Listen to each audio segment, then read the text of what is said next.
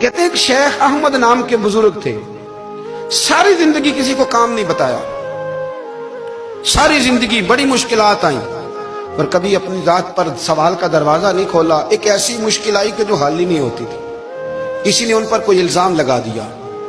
ابو مسلم نام کا ایک بادشاہ تھا، اس کی حکومت تھی، اس نے پکڑ کے قید میں ڈال دیا۔ اب قید میں ہیں، جرم لگ گیا ہے، فرد جرم عائد ہو گئی ہے، جیل میں ہیں۔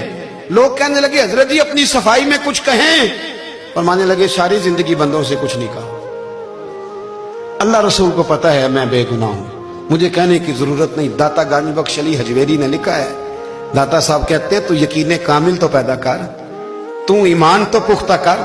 داتا صاحب کہتے ہیں وہ ابو مسلم جو بادشاہ تھا وہ نیک آدمی تھا، اسے رات کو خواب میں نبی کریم کی زیارت نصیب ہوئی، اور حضور سید عالم صلی اللہ علیہ وسلم فرمانے لگے تو انہیں اللہ کا ایک نیک بندہ جیل میں ڈال دیا، ڈر نہیں آتا، وہ تو بے گناہ ہے۔ بادشاہ آدھی رات کو خود اٹھا، دادا صاحب فرماتے ہیں کسی گارڈ کو نہیں بھیجا، پولیس والے کو نہیں بھیجا، جیلر سے نہیں کہا، خود گیا، جا کے جیل کا دروازہ کھولا، دروازہ کھول کے اس درویش کو آزاد کیا، کہنے لگا بابا جاؤ مجھے پتا چل گیا بے گناہ ہے۔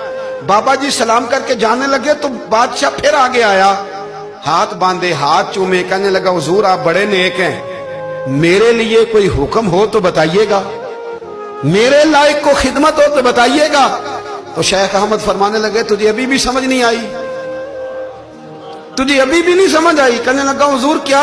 فرمانے لگے جو تہجد کے وقت تجھے اٹھا کے مجھے رہا کرنے بھیج سکتے ہیں وہ میری کوئی ضرورت باقی رہنے دیں گے؟